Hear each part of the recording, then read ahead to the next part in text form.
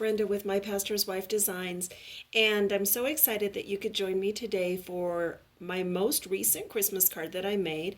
And this one we are going to be using Christmas Magic and Greetings from Santa.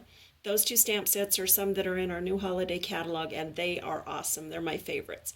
And so this is the card that we're going to make, and I really like it because I love the trees and how serene they look, and I really like the traditional colors, and it just makes it happy and pops. So anyway, let's go ahead and get started. Gather what you're going to need, your supplies, and of course I'll be telling you all the other supplies that you need as well. So join me. Okay guys, for this card we are going to be using Emerald Envy for our card base, and then of course some Whisper White, and I will cut that down to the size I need, and then some more Whisper White out of my trusty baggie of extras that I always end up with but don't want to throw away because I can use the small pieces. And then from our Christmas paper, the Designer Series Pack, Presents and Pine Cones, I am going to use this piece. I've already cut it down a little bit because I made another card, and it's the back of this. I love that our stuff is two-sided, and this is the one with the stars, and it's a delightful Dijon color. And then you will want to gather your ink, and this card only uses 3 colors of ink. I have my Dapper Denim that we're going to use to watercolor the snow in, and then I have the Archival Black, and the reason I'm using the Archival is because I want to be able to have it not run when we do the little bit of watercoloring. And then, and then the Delightful Dijon for our stars, and then the Real Red to stamp our sentiment. So those are the colors that we are going to use. Also, to gather up, you will want from Candy Cane Lane, you want to get the washi tape that is the star and the one with the dots. And from Candy Cane Lane, the Baker's Twine, you want this red. And from the Greetings from Santa set, we are going to use this stamp, the star, and Merry Christmas. And from Christmas Magic, which is, oh, I just love our Christmas sets this year, we will be using the trees. And then we will be using from Detailed Santa Thinlet dies, just one die, and it looks like this. And we will be using this. And then just a little bit of silver ribbon, and it's our 1/8 inch ribbon, and it's the silver. So those are the things that we're going to be using. So let's go ahead and get started here. So the first thing we want to do is bring out our scoreboard. I love my Simply Scored scoreboard, and I want to score my Emerald Envy, and I'm going to do it at 4.5 because my paper is 8.5 by 11, and I'm going to just give that a nice score. And then I will go ahead and trim it down, and I'm going to just cut it in half with my trimmer. And if you don't have one of our trimmers, I think that you would really like it because it has several features that are really nice. Has this arm that swings out and gives you 15 inches, and then also you can measure a little bit this way, which makes it really nice. It has the rotary handle, and then it also, or the rotary blade, excuse me, and then it also has a different kind of blade, the smaller blade. I tend to use the rotary more often. Okay, and then a trick that I do is I'll put my paper in here. I want it at 5.5, and then I push my blade up, because that way it's not going to slip and pull down, and I get a nice straight line every time. I'm going to set this out of the way for a few minutes because we're going to do some trimming later. I'm going to set that out of the way. I'm going to get my bone folder. Again, one of those tools that we don't think about very often, but I use mine all of the time. And as you can see, I have had mine for years. I think this is like an original from way back when I started with Stampin' Up.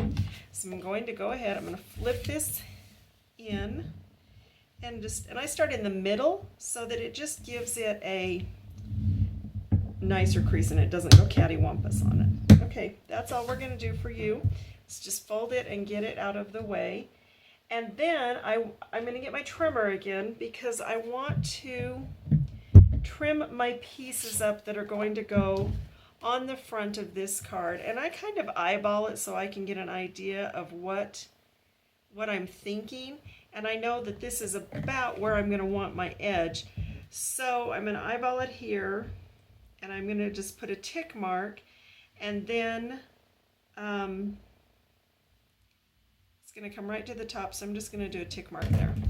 That way I don't have to do exact measurements, and I see that I want it there. If you want to do exact measurements, like say for a class or something, then go ahead and look at it. So let's say this was for a class, just bump it over and you'll get an exact measurement at 3 3/4. And then we wanted to trim this, and my tick mark, I'm going to line that up, and I'm going to put it at 5 inches. So it was just a little over. So I've got that piece. All right, we're going to do the Whisper White now. This is the layer that's going to go on top of this. This one I know that I have at 5 inches, and I have it at 3 3/4.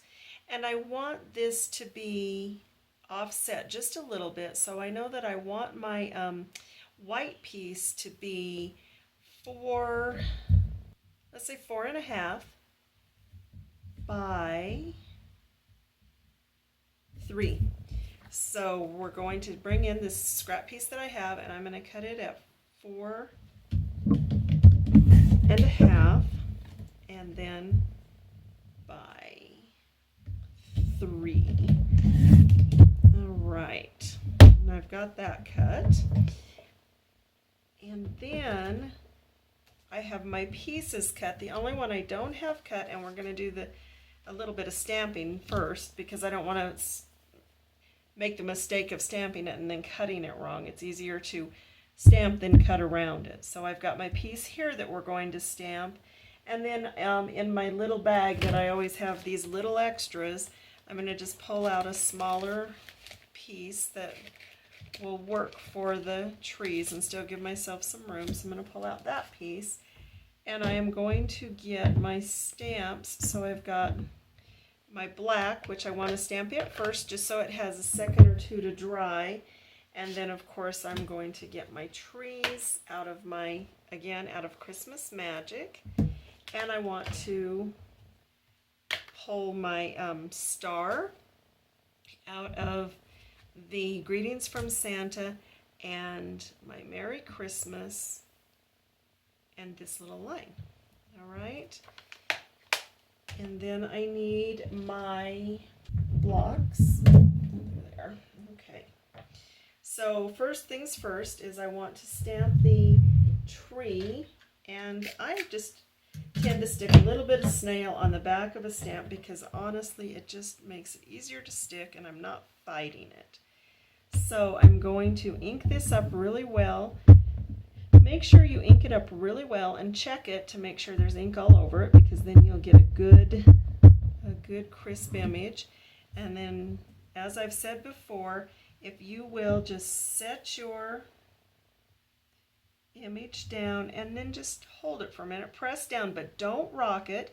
You don't want to get any weird stamp edges on it. And let it set for a minute and let the paper soak in the ink. It'll pull the ink off the stamp. And then look, you get such a nice crisp image. Now I'm going to set that stamp set aside. I'm going to clean that one. I use the Stays On cleaner for the archival ink. It comes off my stamp better.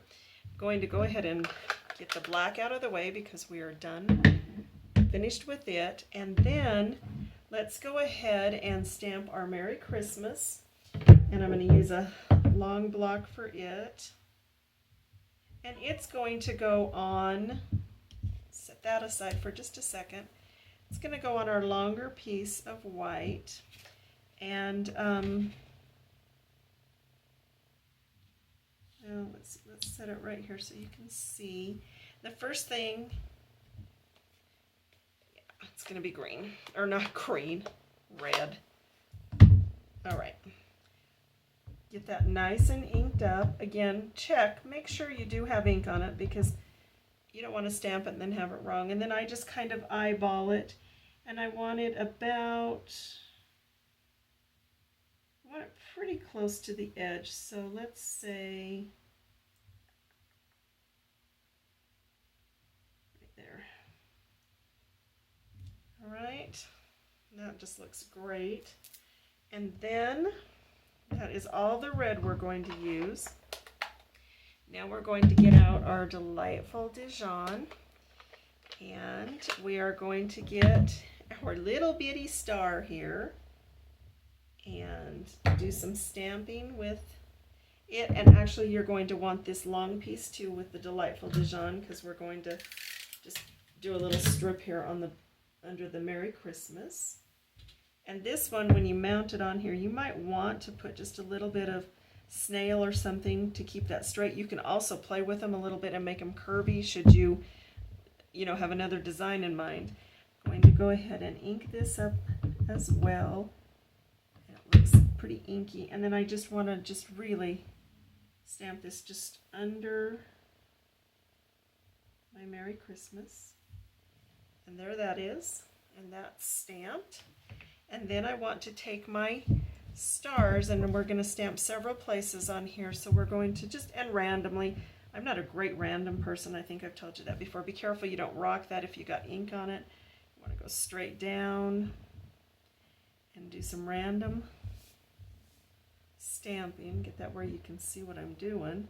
Just randomly put some stars in around here, because you can do as few or as many as you want. So there's that piece, and then up here we're going to do some just random stars as well. And part of this will be covered, but part of it will not be, and you'll see here in a few minutes why we want these. It just adds a little depth and a little fun. Again, don't rock it, just straight down so you don't get weird edges. And let's do one more there, and maybe one here. That's probably good. All right, so now we are done with our stamping, and we are going to do a little bit of trimming and using our die cutter, die cutter. We're going to use our Big Shot. So let's get this out of, actually, let's go ahead and watercolor this really quickly. That way it has time to dry. So a lot of people are intimidated by the watercoloring. We're going to use Dapper Denim. Take and squeeze. See what I'm doing? Just squeeze your pad. And what that's going to do is it's going to get some ink on the inside of your pad. Now, get your water aqua painter, and I'm going to just make sure I've got some water down in the tip because I want it to be runny. And then I'm going to play with this, and I may not want it super dark, so I'm going to test it over on a scrap and kind of get as much, get the color to where I want it. And then just literally, you're just going to come in and just kind of play with this just a little bit. You know what? And I think that you just, at first you're just like, oh, I don't know, I'm not good at watercoloring, but the thing is you want to be not precise. So go ahead and play with that, get the color where you want it. I like to have like some darker spots, then your highlights will be up on, then you can see where you're kind of highlighting, and you just, less is more. You can always add, but it's really hard to take away. So always think about that. And there we go. And that's just going to sit and dry. If this was a bigger piece, I would recommend using the watercolor paper that we offer. So I'm going to let this sit and dry for a few minutes while we go ahead and use our Big Shot to play with this little piece right here. Okay, I have my Big Shot with the magnetic platform, and I am going to set it here where you can see it. I hope you can see that right here. And then I am going to put my piece of cardstock here that we stamped on, and I want to run this on here 3 times. So I'm going to kind of eyeball it because it's not going to be perfect. And I want my first line up here at the top, about like that. So go ahead and run it through your Big Shot. I have to lock my dog out of my craft room while I'm doing this because for some reason she just hates the sound of my Big Shot and the noises it makes. I'm going to set that down and I'm going to do the same thing 2 more times. I need to weed this out. All right, now we are going to just line this up again on here. I love the magnetic platform because I can get it lined up and then it stays there, and that is so nice. And we're going to do that again. Again, back through our Big Shot. I could play with my Big Shot all day long. I love that I can emboss and cut and get all of these great designs and impressions. And lift that off, and you can see we're getting this pattern. And finally, a 3rd time, again, just give it an eyeball, and you have a little bit of a line. You can see where it's indented just a little bit from the previous cuts, and so that kind of helps you line it up too. And again, we're just going to run it through the Big Shot.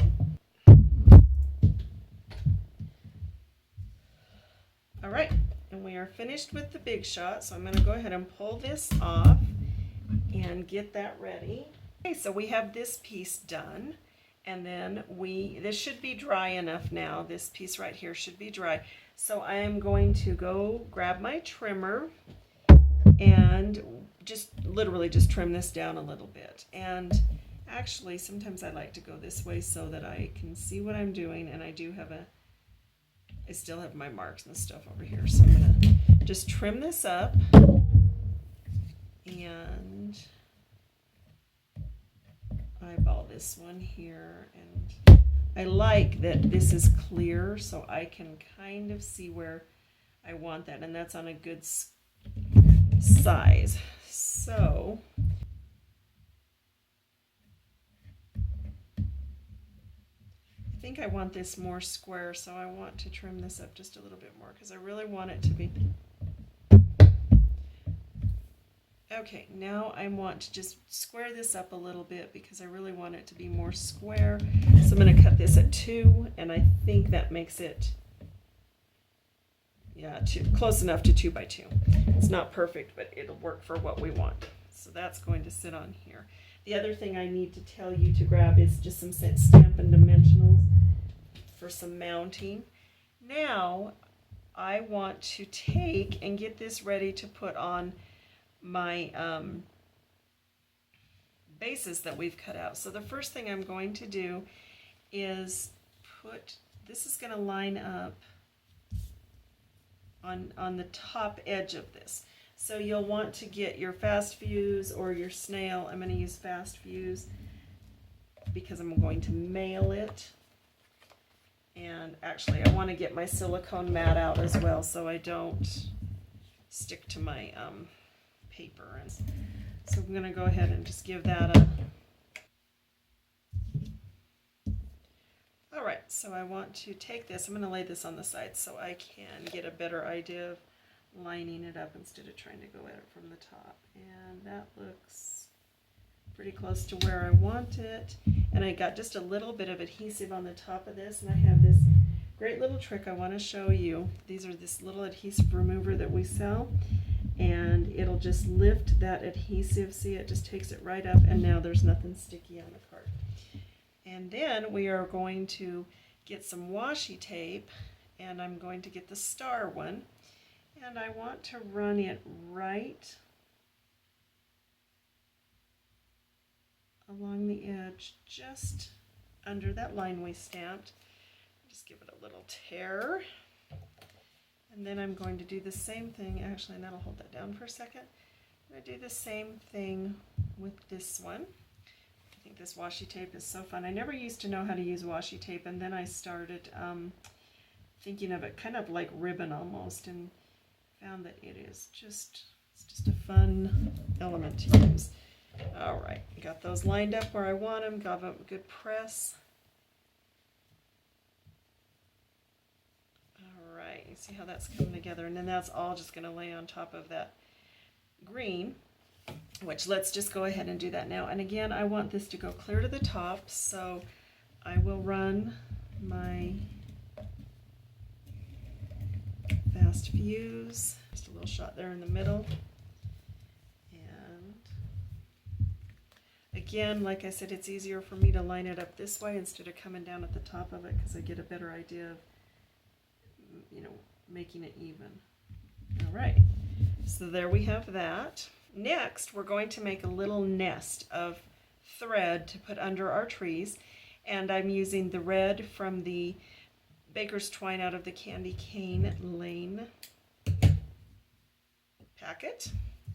And then is what you're going to do is just at the top here, you're going to split your threads and just go ahead and pull them apart. I usually have to play with it just a little bit to see what how much I want. So, and that one, and it's 4-ply, so you could either, split it and do 2 cards because you've already cut your green, so you've got enough for 2 cards, or you can use it all on one. It's totally up to you. So let's go ahead. Now for me, the best way that I have found is I'm going to put just a little bit of